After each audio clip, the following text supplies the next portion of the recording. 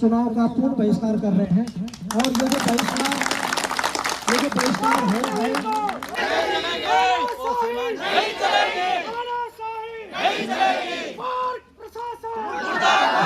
और हमको लॉलीपॉप दे जाते हैं।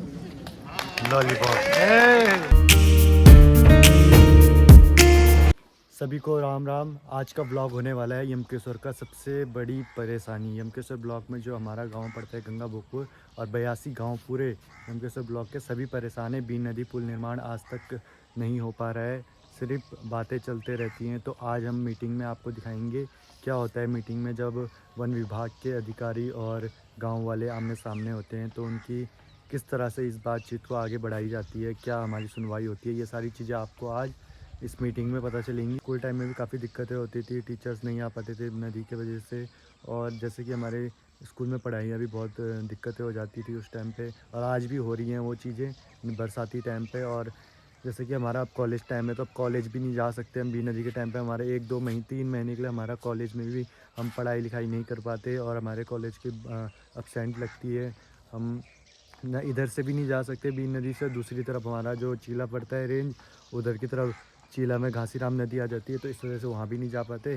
तो ये बहुत बड़ी समस्याएं हैं जिसको लेकर के आज पूरा गांव हमारा गंगा भोगपुर पूरा इकट्ठा हुआ है इस जगह पे।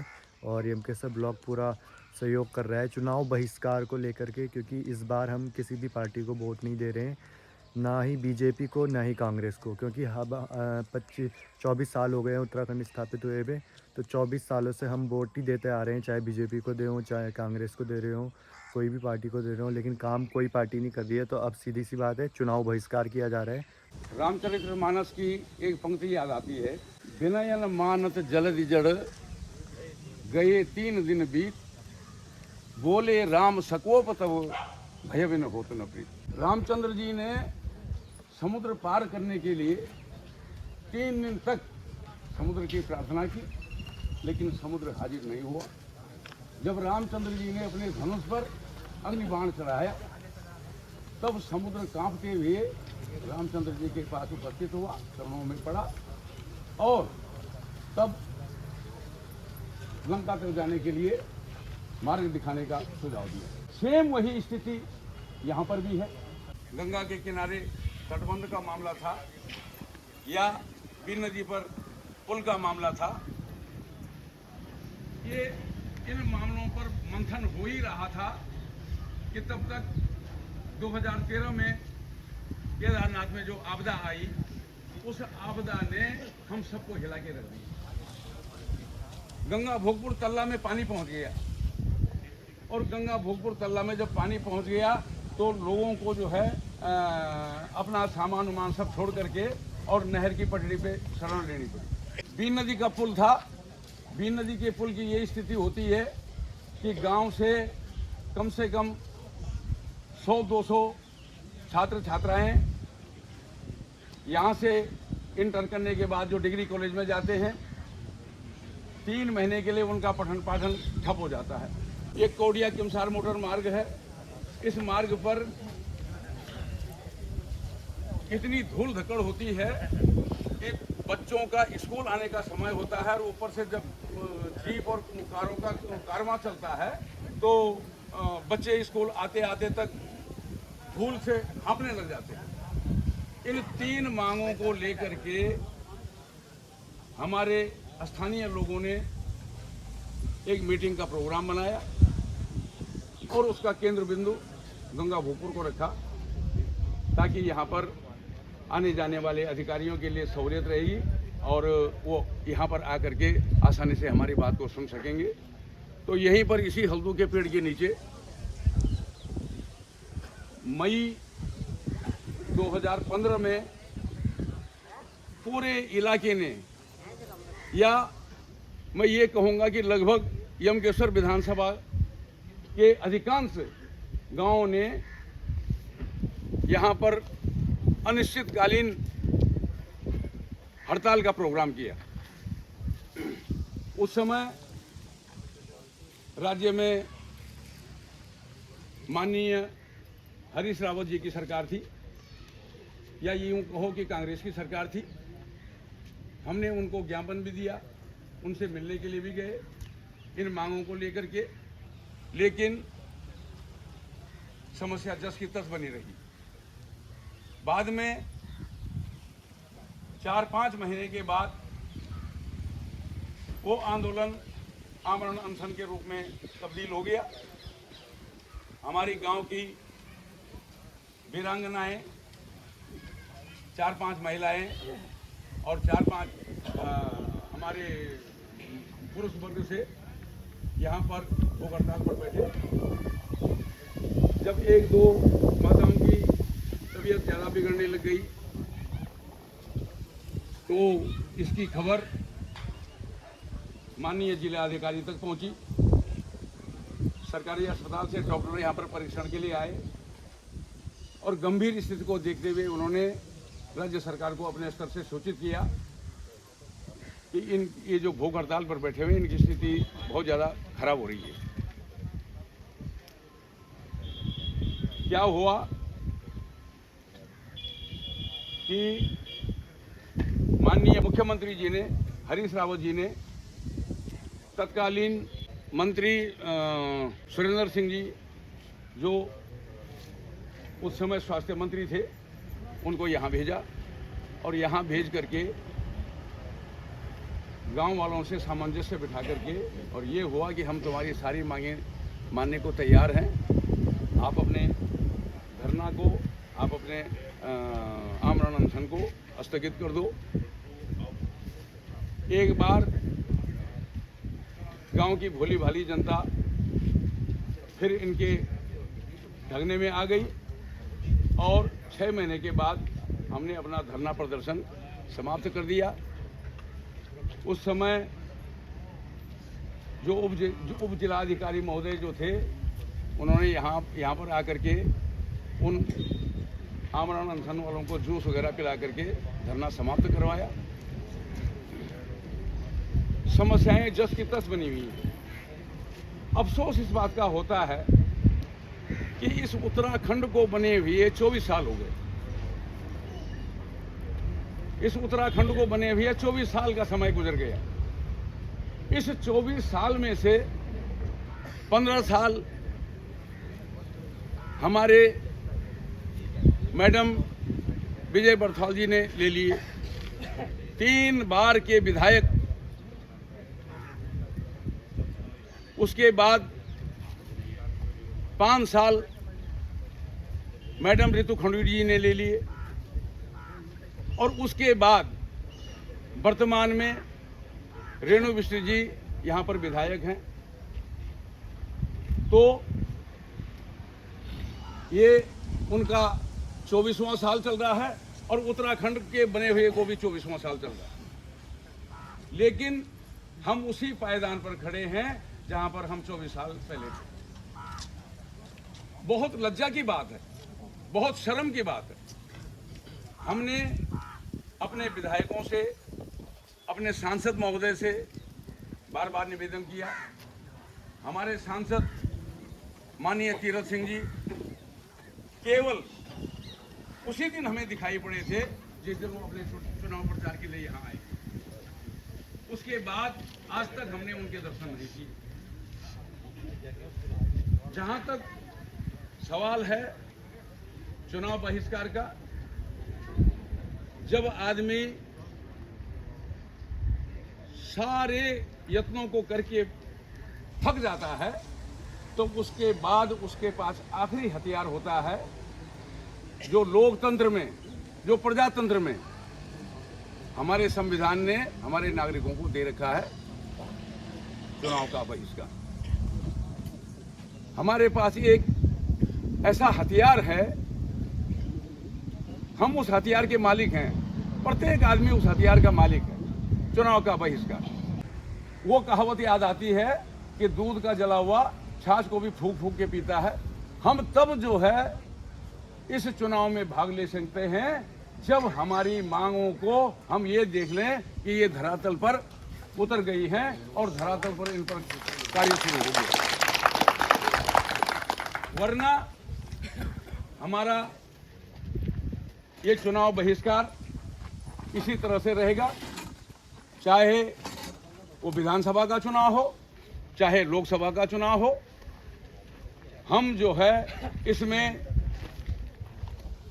पूरे इलाके का इसमें बहिष्कार है और इस बहिष्कार के नाते हमारा निवेदन है हमारे जो प्रशासनिक अधिकारी हैं और हमारे जो भी अन्य विभागों के अधिकारी हैं, हमारा सबसे निवेदन है कि इस मामले में, वोट के मामले में लोगों को गलत ढंग से गुमराह न किया जाए और लोगों से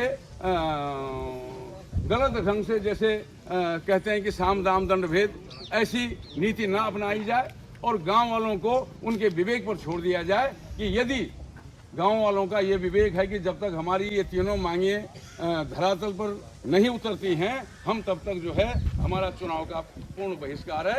इन्हीं शब्दों के साथ हम बहुत बहुत धन्यवाद आदरणीय शर्मा जी। इसी क्रम में अब मैं पंडित सतीश चंद्र भट्ट जी से अनुरोध करूंगा कि आप यहाँ पे आकर के संक्षिप्त में आप भी अपनी जो है भावनाओं को व्यक्त करें, ताकि आज हमारे बीच में आए हुए मेहमानों को हमारी व्यथा का बोध हो सके। पंडित सतीश चंद्र भट्ट जी।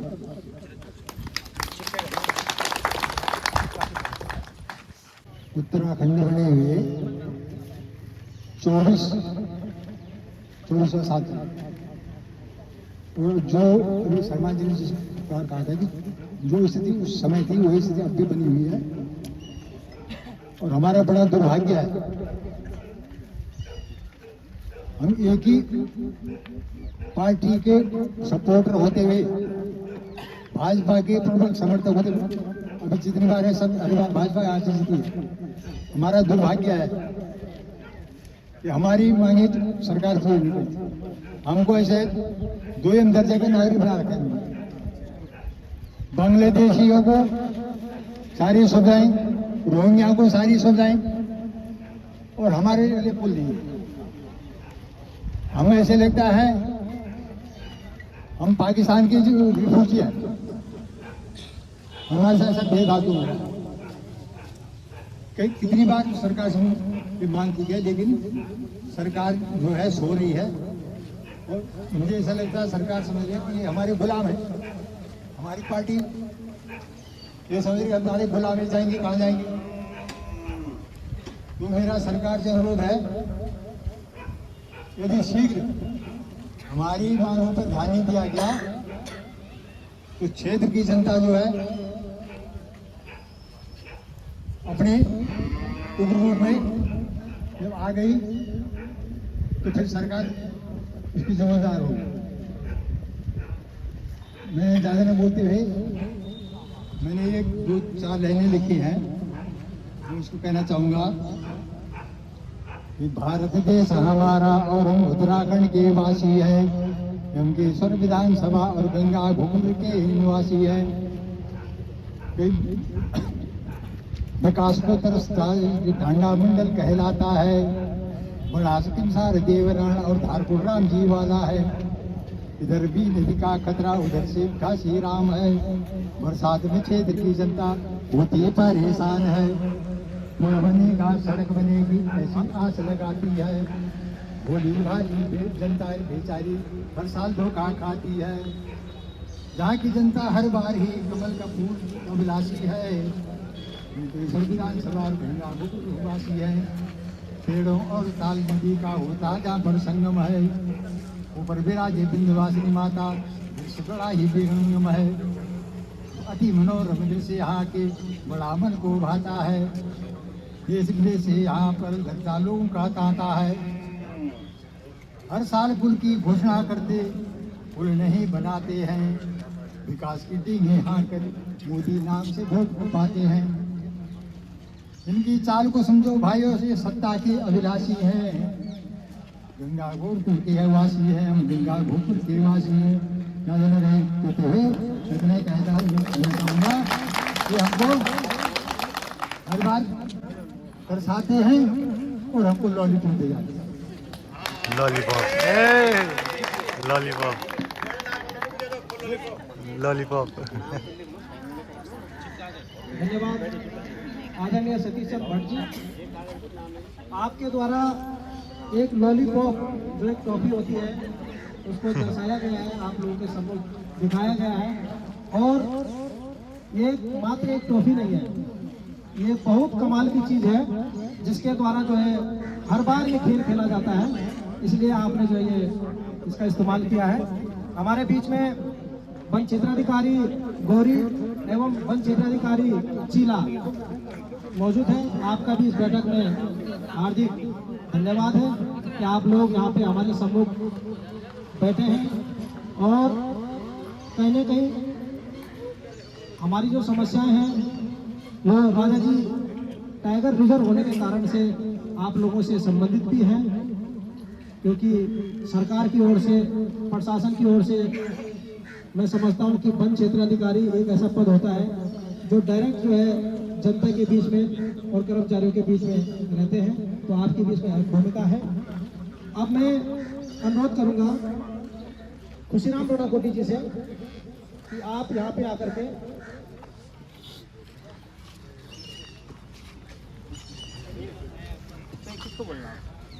सुनने वाला कौन है?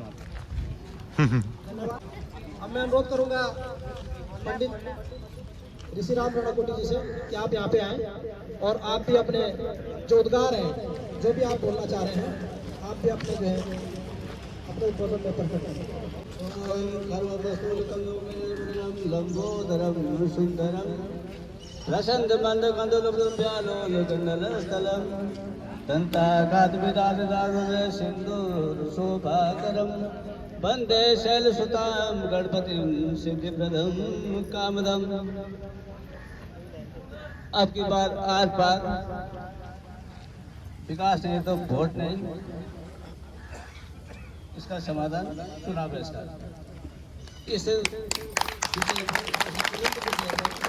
भारत माता की जय। भारत माता की जय। जो हमारे जो मुख्य समस्या है उसमें जो विचार किया जाएगा इसका मुख्य कारण क्या है, ये विकास क्यों नहीं हो पा रहा है, हम इतने पिछड़े क्यों हो रहे हैं, इसके लिए जिम्मेवार क्या, हम सीधे सीधे इसका जिम्मेवार है पार्क जो हमारा वोट व्यवस्था है, इसके लिए सीधा सीधा जिम्मेवार है पार्क प्रशासन। पार्क प्रशासन रावण का वध करने वाले राम के नहीं रहे, वो भी आ सके। अन्य जाति युधिष्ठिर प्रवृत्तियों और युधिष्ठिर जैसे महान प्रतापी राजा युगों युगों तक उन्होंने इस पृथ्वी पर राज किया, पर लेकिन ये पृथ्वी किसी के साथ में नहीं गए, ये पृथ्वी किसी के साथ में नहीं, किंतु अन्य जाति प्रवृत्ति आदि एवं भूमि के नाभि समम गता बसुमती, यह पृथ्वी किसी के साथ में नहीं गए। बसुमती मुंजे तो या सके, हे मुंजे ये पृथ्वी तुम्हारे साथ अवश्य जाएगी। मेरे को ऐसा लगता है कि जिस पृथ्वी के चक्कर में तुम हमारा उपयोग कर रहे हो, जिसको तुम सोच के चल रहे हो, जिस बात को तुम सोच के चल रहे हो, क्योंकि ऐसा पार्क प्रशासन ने जब देखा, आपको पता होगा कि जो हमारे एक गाँव है, हमारे स्वराज के क्षेत्र में, हम संचालन में, कृषि क्षेत्र में हम आत्मनिर्भर हैं, पर लेकिन इनको ऐसा लगा कि यार ये हड़ताल और इसके बीच में फंसे, कहीं इनको अकल ना आ जाए, ये हमारे कमजोरी न पकड़े, नहीं हमको दो ऐसा इन पे कठिन मतलब हार्ड मतलब ऊपर गंभीर कानून इनके लिए बनाया जाए, ताकि इनको हम हमेशा के लिए भयभीत करते रहे और ये हमारे सामने आंखें न उठा सके। जनता परेशान है, आगे न उठा सके। अब इसमें क्या हो, आपको पता है, जैसा आपको पता है कि यहाँ पे हमारा गाँव चारों तरफ जंगल से घिरा हुआ है, अनुमति लेनी पड़ेगी, नहीं तो आपके खिलाफ 180 की धारा के अनुसार आप कार्रवाई की जाएगी, ये की जाएगी, उसको की जाएगी। हमने कहा ठीक है, क्योंकि अनुमति लेना ठीक बात है। उसके बाद हमने निदेशक को वो भेजा, हमने अनुमति के लिए पत्र, निदेशक साहब ने साफ लिख दिया विधायक जी को कि मैडम आप जानते हैं कि वन कानून के आगे मैं भी बेबस हूँ, वन क्षेत्र में सड़क बनाने, टाइल्स लगाने की अनुमति देने के लिए मैं सक्षम अधिकारी नहीं हूँ। और जब आप सक्षम अधिकारी आप नहीं है, तो जो एक कल ये जो इसमें जो छपार है, ये जो बोले कि पार्क क्षेत्र में पशु चुकाने पर आप पे कार्रवाई होगी, इनके पास ये पावर कहाँ से है? अनुमति देने के लिए तो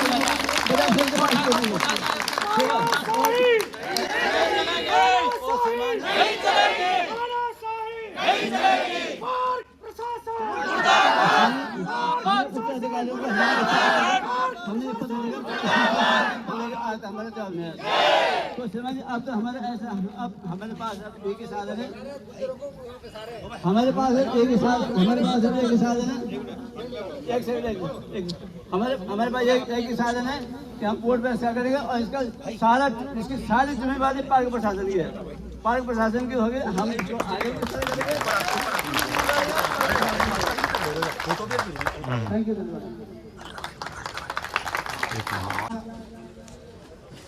ऐसी जो विचित्र घटनाएं पास मिली जाए ताकि ऐसे माध्यम से सही पटल पे हम लोगों की समस्या को रखें और उसका सफल निराकरण हो सके।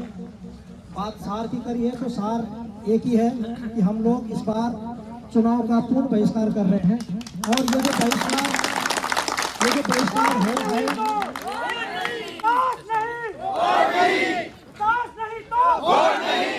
ये जो अलग जगह है यहाँ पे जो लोगों के जो उद्गार आप लोगों के सम्मुख प्रकट हो रहे हैं ये आज की वेदना नहीं है। वर्ष 1960 में एक गांव बसाया जाता है और वो गांव जो है भूमि दलित भूमि जो हमारी जो पैतृक संपत्ति पैतृक भूमि होती है उसका आवंटन जो है यहाँ हमें अन्य ग्राम में विस्थापित कर बसाया गया। भोजपुर बड़काटन को जो है दो संबंधित ग्रामों में राजस्व ग्राम गंगा गोपुर तल्ला एवं मल्ला के रूप में यहाँ पे विस्थापित किया गया। चूँकि हम भूमिधरी भूमि के काश्तकार थे इसलिए हमें यहाँ पे भूमि के बदले भूमि दी गई। वर्ष 1962 में हम लोग बसे और 83 में पार्क बनता है। हम लोग पार्क से पहले के यहाँ पे बसे हुए हैं। हम लोग कोई किसी प्रकार का कोई पट्टा धारक नहीं है, किसी प्रकार से कोई हम लीज एग्रीमेंट में यहाँ पे नहीं बैठे हैं। हम लोगों की श्रेणी एक की खुद कास्ट की यहाँ पे भूमि है। एक स्वतंत्र भारत के एक नागरिक के होते हैं उतने ह्यूमन राइट्स हमारे भी हैं। मेरा जो है इस मंच के माध्यम से पूछना है कि क्या हमारे गांव बसने के 20 साल बाद बने हुए पार्क प्रशासन को यह अधिकार है कि वह हमें हमारे मौलिक अधिकारों का हनन करे। मौलिक अधिकारों का हनन हनन हमारा कहाँ पे मैं आपको अवगत कराना चाह रहा हूँ क्योंकि हमारे यहाँ पे अधिकारीगण बैठे हैं वो एक सरल भाषा में बोल सकते हैं कि आप पे वाइल्ड लाइफ एक्ट उनके पास में है, वाइल्ड लाइफ एक्ट है और कहीं ना कहीं आप लोग अपनी सेवा दे रहे हैं। सरकार आपको वेतन देती है, आप उसके परिप्रेक्ष्य में सरकार को सेवा दे रहे हैं, अपने कर्तव्यों का निर्वहन कर रहे हैं। हमें आपसे किसी प्रकार की कोई व्यक्तिगत दुश्मनी नहीं है, लेकिन आप लोगों को हमारे फंडामेंटल राइट्स के बारे में भी सोचना पड़ेगा। वो कैसे सोचना पड़ेगा? एक स्वतंत्र भारत में हम लोग यहाँ पे अपनी आजीविका चला रहे हैं। भारत सरकार, क्योंकि आप एक बात देखिए कि राजाजी नेशनल पार्क का जो गठन किया है वो एक मोदी इंसान ने किया है, जानवरों ने नहीं पार्क बनाया, इंसान ने ही पार्क बनाया है। कहीं ना कहीं जानवरों का संरक्षण हम लोग कर रहे हैं, जानवर हमारा संरक्षण नहीं कर रहे हैं। तो कहीं ना कहीं कुछ अच्छा सोच करके इस पार्क को बनाया है, लेकिन उससे हम लोग प्रतिबंधित हो रहे हैं। किस प्रकार से हो रहे हैं? भारत सरकार की योजना है, उत्तराखंड में जगह जगह स्लोगन लगाए गए हैं अतिथि देवो भव। अतिथि देवो भव हमारे यहाँ पर्यटन का हमारा प्रदेश उत्तराखंड प्रदेश है और हमारे यहाँ सरकार के द्वारा जो है सब्सिडी दे करके छोटे मोटे होम स्टे बनाए जा रहे हैं। और आप सब लोग जानते हैं कि 6:30-7 बजे के बाद में जो है गेटों पे जो है हमारे आने वाले अतिथियों के साथ में दुर्व्यवहार किया जाता है, उनको रोका जाता है, घंटों उनको इस प्रकार से खड़ा रखा जाता है जैसे वो मुस्लिम हो। वो उत्तराखंड में पर्यटन नीति के तहत यहाँ पे रहने के लिए आ रहे हैं, हम लोगों को रोजगार दे रहे हैं, हम लोगों का घर उनसे चल रहा है। क्या उनके साथ में इस प्रकार का जो व्यवहार जो किया जा रहा है क्या ये सही है? क्या ये न्यायोचित है? मानवता की दृष्टि से अगर हम देखें तो ये कदापि सही नहीं है। दूसरी चीज रही बात वाइल्ड लाइफ एक्ट की, तो क्यों ना जब आपने जो है जून 2013 में इसका गजट नोटिफिकेशन किया है और पार्क 1983 में बना है, तो 83 से लेकर के जून 2013 तक आप लोग चुप क्यों रहे? मतलब मेरा व्यक्तिगत आपसे कहना नहीं है, समय समय पे क्यों नहीं नोटिफिकेशन जारी किए गए यहाँ के क्षेत्रीय विधायकों को, क्षेत्रीय जनप्रतिनिधियों को कि हम लोग इसका गजट नोटिफिकेशन करने वाले हैं? ये धूल में लाठी क्यों चलाई गई? कहीं ना कहीं आज अधिकारों की बात हो रही है, हम अपने अधिकारों की बात करते हैं, आप कर्तव्यों की अपनी बात करते हैं, आप अपने कर्तव्यों का निर्वहन कर रहे हैं, हम अपने अधिकारों की लड़ाई लड़ रहे हैं। इसलिए जो है हम लोगों ने बहुत सोच विचार करते हैं, बहुत ज़्यादा सोच विचार करके, क्योंकि हम आपके साथ में कब तक लड़ते रहेंगे? आज जो है हमने जो चुनाव बहिष्कार किया तो एसडीएम साहब ने लेटर निकाल दिया, आप और हम टुगेदर हो गए। आप हमारी बात को सुन रहे थे, पूर्वक सुन रहे हैं, लेकिन क्या हमें अपनी बात को आप तक पहुंचाने के लिए प्रोपेगेंडा बार बार करना पड़ेगा? ये कब तक चलेगा? इसलिए हम लोगों ने अपना एक स्वच्छ चित्त और स्थिर बुद्धि की अवस्था में समस्त ग्रामीणों ने यह विचार किया है कि हम तब तक अपने मत का प्रयोग नहीं करेंगे जब तक हमारे क्षेत्र से, हमारे गांव से, हमारे दोनों गांव से 2 किलोमीटर की परिधि के भूभाग को राजा जी नेशनल पार्क टाइगर रिजर्व से मुक्त नहीं कर देगा। और मेरा वन क्षेत्राधिकारी महोदय जी से उपलब्ध दोनों वन क्षेत्राधिकारियों से, क्योंकि मामला दोनों रेंजों का है, इसलिए मेरा आपसे भी अनुरोध है कि आप अपने उच्चस्थ अधिकारियों तक हमारी बात को पहुंचाएं, क्योंकि आने वाले समय में देखो, आज हम आपसे वार्तालाप यहाँ पे माइक के माध्यम से कर रहे हैं, आप खुद देख रहे हैं यहाँ पे ग्रामीणों और आपके वन कर्मियों के बीच में धीरे धीरे गतिरोध बढ़ता जा रहा है। और कहीं ना कहीं देखो, आम आदमी के पास में इसी प्रकार से देखो, अगर आपको तो सरकार तनख्वाह दे रही है, आप लोग तो लड़ रहे हैं, फिर रहे हैं, लेकिन आम आदमी के पास में अपना जो फंडामेंटल राइट्स है, आम आदमी केवल उसी का प्रयोग करेगा। तो मेरा आपसे अनुरोध है कि आप भी जो इसमें सहयोग करेंगे। अब मैं आमंत्रित करूंगा यहाँ पे श्री जगदीश प्रसाद रणकोटी जी को कि आप भी जो है 2 शब्द यहाँ पे आज के कार्यक्रम के निमित्त कहेंगे, ताकि आपके भी जो उद्गार है वो जो है उचित माध्यम से आगे पहुंचे। और ग्रामीणों की उनसे वार्ता होगी, लेकिन दुर्भाग्य ही कहें हम अपने गांव का कि हमारे सक्षम अधिकारी नहीं आए। हमारी जो भी समस्या है वो सिर्फ पार्क से ही है। पार्क के कारण ही ग्रामीणों को ये चुनाव बहिष्कार का निर्णय लेना पड़ रहा है। पार्क अधिकारियों का कतई भी जनता से सहयोग कभी भी कहीं पे भी 1 पैसे को भी नहीं रहा। मेरा 2020 में, 2021 में, 2022 में कितना नुकसान किया जंगली हाथियों ने, आप अपने वन दरोगा से पूछ सकते हैं कि भाई कितना नुकसान किया। जब मेरी लिखित एप्लीकेशन वहां गई तो पार्क रेंज कार्यालय ने उसे रिसीव करने से इनकार कर दिया कि हम तब तक इसे रिसीव नहीं करेंगे जब तक इसमें 2020 का, 21 का, 22 का वर्णन एक किसान करता रहेगा, कि सिर्फ 2023 का ही वर्णन करे तभी हम रिसीव करेंगे। ये आप अपने वन दरोगा बदन सिंह नेगी से पूछ सकते हैं। ये हालत अगर इन रेंज कार्यालय की है, खून ऐसे खोलने लगता है कि एक पेट्रोल बम डाल के इन कार्यालय को उड़ा दे। मैं उन किसानों में से हूं जिसको 7 बार नगद इनाम मिले हुए हैं, 4 बार विकास खंड स्तर पर, 3 बार जिला स्तर पर, 1 बार मुख्यमंत्री के हाथों से कृषि पंडित के पुरस्कार से मुझे सम्मानित किया गया है, 2 बार महामहिम राज्यपाल के हाथों से मुझे सम्मानित किया गया, पूजनीय मोदी जी के हाथों सम्मानित। लेकिन दुर्भाग्य मेरा सारा आक्रोश जो है वो पार्क अधिकारियों के प्रति है। 17 अप्रैल 18 को मुझे मेरे खेत में जंगली हाथी द्वारा घायल कर दिया गया था, गड्ढा खोद के दाब दिया गया था।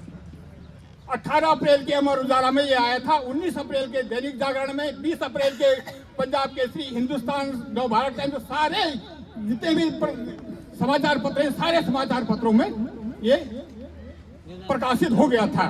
पार्क ये बाकी था कि संतरियों से ये प्रसारण हो चुका था कि जगदीश प्रसाद रणकोटी नाम का आदमी जंगली हाथी द्वारा गंभीर रूप से घायल कर दिया गया, वो अंतिम सांसें ले रहा है। गोरी रेंज के वन दरोगा गालिब हुसैन जी तब तक वहां पहरे पर तैनात रहे जब तक कि डॉक्टरों के कथनानुसार स्थिति खतरे से खाली नहीं होगी। मेरे द्वारा 5 बार तहसील दिवसों पर शिकायत दर्ज की गई। उस समय गोरी रेंज के रेंज अधिकारी वीरेंद्र लाल भारती जी थे। सक्षम अधिकारी को कहना पड़ा कि इन कर्मचारियों के वेतन से काट के इस किसान को भुगतान किया जाए, क्योंकि सक्षम अधिकारी उस समय सुशील कुमार जी उप जिलाधिकारी कोटद्वार यहाँ मौका निरीक्षण के लिए आए थे। पट्टी पटवारी ने उन्हें बताया कि भाई जरा देखें, अब ये गड्ढा खोद रखा है, यहाँ इस आदमी को यहाँ दावा था और इसकी स्थिति इस प्रकार की है। जब 5 बार तहसील दिवसों पर उप जिलाधिकारी को कहना पड़ा इनके वेतन से काट के, मैंने कहा श्रीमान मेरे को छोटे कर्मचारी की वेतन से बिल्कुल नहीं चाहिए। अगर सिर्फ 1 रुपया भी पार्क डायरेक्टर के वेतन से काट के अगर मेरे को दिया जाता है, मैं उसे शहर से लेने को स्वीकार करता हूँ। छोटे कर्मचारियों की वेतन से मुझे बिल्कुल नहीं चाहिए। रेंज अधिकारी इतने लज्जित हो गए, उन्होंने कहा प्रधान जी हम पे दया करो, मैं तहसील दिवस में 1 महीने, 2 महीने, 4 महीने, 6 महीने का वेतन आपको देता हूँ, पर तहसील दिवसों पे आप शिकायत दर्ज न करें। ये क्या स्थिति है पार्क की? 5 बार तहसील दिवसों पर शिकायत दर्ज कराने के बाद भी समस्याओं का समाधान नहीं हुआ। 5 बार मुझे वन मंत्री, मैं भी बहुत जिद्दी प्रवृत्ति का आदमी हूँ, चाहे कुछ करना पड़े अपनी जिद पूरी करनी पड़ी। बार में तत्कालीन वन मंत्री रघुवर दयाल वर्मा जी के जनता दरबार में गया। उस समय के उत्तर प्रदेश सरकार की रघुवर दयाल वर्मा जी उत्तर प्रदेश के वन मंत्री हुआ करते थे। उनके द्वारा सख्ती से पार्क आदेशित, उस समय गोयल जी थे, ये आदेशित किया गया कि कि मेरे पास इस व्यक्ति की शिकायत तीसरी बार नहीं आनी चाहिए, चाहे कुछ हो, इसकी शिकायत का निस्तारण करो। गए साहब वो भी। तो हमारा उत्तराखंड राज्य बना, स्वामी जी की सरकार में पहले वन मंत्री मातवर सिंह कंडारी जी हुए, उनके जनता दरबार में मुझे शिकायत करने का मौका मिला। वहाँ इस व्यक्ति पार्क निदेशक द्वारा कहा गया इस व्यक्ति के बाद दूसरा कुछ कार्य नहीं है, इसने मेरा जीवन दुभर कर रखा है, 24 घंटे शिकायत ही करता रहता है। मैंने कहा मेरे पास इतना काम है, अगर आप 10 बार मनुष्य योनि में जन्म देंगे तब भी आपको मेरे बराबर काम नहीं कर सकते। उसके बाद कुशारी जी की सरकार में मोहन सिंह रावत गांववासी जी वन मंत्री बने। मुझे बुलावा आया कि तुम्हारा मुआवजा स्वीकृत होकर आ रखा है, तो अपना मुआवजा लेने के लिए आ जाओ। जैसे वन मंत्री जी द्वारा घोषणा की गई 1000 रुपए जगदीश राणा कोटी, मैंने कहा श्रीमान मैं भिक्षा नहीं लिया करता। उत्तराखंड सरकार की नजरों में एक मनुष्य की जान की कीमत 1000 रुपए। तो उन्होंने कहा क्या इसे वापस करें? मैंने कहा मैं 111 रुपए अपनी जेब से देता हूँ और इसे 111 में ला के पार करने को मेरी तरफ से कोशिश के लिए इन्हें साथ बुद्धि आ जाएगी। इससे ज्यादा कहने को और क्या है। वर्तमान 14 जनवरी को ही हाथी ने नुकसान किया। शायद गोरीदेव जी के रेंज अधिकारी जी को हमारे जिला पंचायत सदस्य आर्थिक गौड़ जी का फोन आया होगा, वह आपने कहा कि हमारे क्षेत्र में ही नहीं गंगा भूपुर का गाँव नहीं, पर आपको आया होगा ना फोन, मतलब कुछ तो दायित्व तो बनता ही बनता है। फिर मैंने आपको फोन किया, आप जिला रेंज के रेंज अधिकारी है, क्या जिम्मेदारी है आप लोगों की? जनता को हर साल आके खा रहा है, आप अपने बंदरों का सही वो करें। जो वर्तमान में उनसे क्या इसकी 24 के उनसे पहले जो कंडवाल जी रिटायर हो चुके उनसे आप सत्यापन करें कितना नुकसान पहुंचाते हैं हाथी, लेकिन कुछ नहीं। अब तो खून ऐसे खोल रहा है कि पेट्रोल बम डाल के ही मुझे इन कार्यालयों को उड़ाना पड़ेगा। आप बहुत समय दे दिया, इन शब्दों के सामने क्षमा प्रार्थी हूँ और शायद है कि आप लोगों के सामने अपने आप को स्पष्टीकरण देंगे इस मंच से। धन्यवाद आप सभी लोगों का। धन्यवाद आदरणीय राणा कोटी जी, आपने भी आपका जो लंबे समय का अनुभव वन विभाग के साथ में रहा है और आपने वो यहाँ पे साझा किया और कहीं ना कहीं लीडर साहब ने महसूस किया होगा उनकी वेदना को पहुंच चुके हैं। मैं धन्यवाद करूंगा उनका कि आप जो है अपने बहुत व्यस्ततम कार्यक्रम से हमारे बीच में पहुंचे हैं। उप जिला अधिकारी महोदय एक सरकारी कार्यक्रम में आप प्रतिभाग कर रहे थे और समय अवधि पे आप उपस्थित ना हो सके, लेकिन आपके द्वारा जो है बहुत बिजी शेड्यूल में आप हमारे बीच में पहुंचे। एक बार पुनः उप जिलाधिकारी महोदय का धन्यवाद। अभी तक माननीय महोदय कुछ समय आधे घंटे से हम लोग जो यहाँ पे जो है बैठक प्रारंभ किए हैं और कुछ महत्वपूर्ण तथ्यों पे हम लोग बात कर चुके हैं, वो वीडियोस आपने नोट डाउन कर लिए हैं और कार्यक्रम को आगे बढ़ाते हुए सार संक्षेप में तो यहाँ पे वक्ता बोल ही देंगे, आपको अवगत भी करा देंगे। मैं श्री वीरेंद्र सिंह भंडारी जी से अनुरोध करूंगा कि आप भी यहाँ पे आए और अपने आप उद्गार प्रकट करें। वीरेंद्र सिंह भंडारी। आदरणीय एसडीएम साहब, पार्क प्रशासन अधिकारी, सबसे ज्यादा परेशानी यहाँ पर पार्क प्रशासन रंजन साहब, आप नाराज न हो। अब हम अगर आपको न बोले तो किसे कहें? अगर 1% हमारा गांव पार्क मुक्त हो गया, 1%, तो इसके अंदर जो हाथी, इनको रावल ले जाने से कौन रोकेगा? आप यहाँ पर जवाब देंगे मेरी बात का। ये टाइगर वगैरह जो हमारे गांव में घूमते रहते हैं, ये मुक्त हो गया, इनको कौन भगाएगा? बंदर, हम कोई चीज़ नहीं लगा सकते, बहुत छोटा सा एक लौकी तोरी बाजार से लेते हैं, हमारे पास आता नहीं है पानी आ रहा, लेकिन क्या लौकी तोरी नहीं लगा सकते, इनको कौन भगाएगा? अब सब कह रहे हैं साहब चलो साहब ये करो वो करो, पुल बनाओ। कहाँ से बनाओ भाई पुल? पैसा तो है नहीं सरकार के पास। ये नदी है, नदी में मेरे ख्याल से अरबों की लकड़ी बहकर अक्सर जाती है, वहाँ के लोग इनको अपने घर में सजाते हैं। अरे मरा हुआ सांप गले में टाको, ये जो वो है घुमाओगा, लोगों को घुमाओ, लेकिन कम से कम ये इनकम करके इनको करो। आशा करता हूँ ये वाली व्लॉग देख करके, ये व्लॉग ही नहीं है सिर्फ, ये एक मैसेज है आप सभी के लिए। आपको समझ में आया होगा कि ये संदेश था आप लोगों के लिए। यमकेश्वर की जनता अभी भी जाग जाओ, अगर अभी भी नहीं जागे तो कभी नहीं। अब की बार चुनाव बहिष्कार, सीधी सी बात, ठीक है। और यमकेश्वर की जनता मुझे जहाँ तक लगता है जाग चुकी है। अब उन्हें अच्छी तरह से पता चल चुका है कि किसी भी पार्टी को वोट दे करके कोई फ़ायदा नहीं, क्योंकि काम तो वैसे भी नहीं होना है। सीधा चुनाव बहिष्कार करेंगे। इस बार हम किसी भी पार्टी को वोट नहीं देंगे। आप सभी को पता चल ही गया होगा इस बात से लेके। तो मिलते हैं आपको अगली वीडियो में। अभी ये सिर्फ आधा मीटिंग का आपको दिखाया गया है, सिर्फ आधी मीटिंग। अभी इसके बाद का जो न्यूज़ वाले भी आए हैं वहाँ पे जो पूछताछ की गई है उन्हीं लोगों से, मतलब जो यहाँ पे अधिकारी आए थे उन लोगों से जब पूछताछ की गई उनके क्या जवाब रहे और हमारे ग्रामीणों की क्या पीड़ा है, क्या दर्द है, वो सारी चीज़ें आपको दूसरे वीडियो में मिलेगा। इस वीडियो के बाद एक और वीडियो आने वाली है। तब तक के लिए मिलते हैं आपको दूसरी वीडियो में। जय श्री राम, राधे राधे। सत्यवाणी लाइव और मैं हूं आपके साथ दीपक सिंह गोलू। भाई सच क्यों ना बोलूं, सच दिखाना ही मेरा काम है साथियों। इस बार और अगर प्रत्याशी आते हैं वोट मांगने तो लट बजाएंगे उन पे हम बजाएंगे लट। अच्छा, उनमें से भी कोई भगत सिंह और चंद्रशेखर आजाद बन के अपनी समस्याओं को इस प्रकार से उजागर करेंगे। ये देखिए एक बैनर टंगा है जिस पर लिखा है अब की बार आर पार, विकास नहीं तो वोट नहीं, चुनाव बहिष्कार। हमने इतिहास में ऐसा पहले कभी नहीं देखा है कि इस प्रकार के होर्डिंग, बैनर या पोस्टर चुनाव से कुछ समय पहले लगा दिए जाएं। आप समझ सकते हैं कि विश्वगुरु बनने जा रहा है। धारा 370 हट सकती है। तो हमें अपने यशस्वी प्रधानमंत्री जी पर पूरा विश्वास है कि हमारे गांव के चारों ओर जो हमारी मुख्य मांग है कि परिधि 2 किलोमीटर पार्क मुक्त होनी चाहिए, वो जरूर होगी।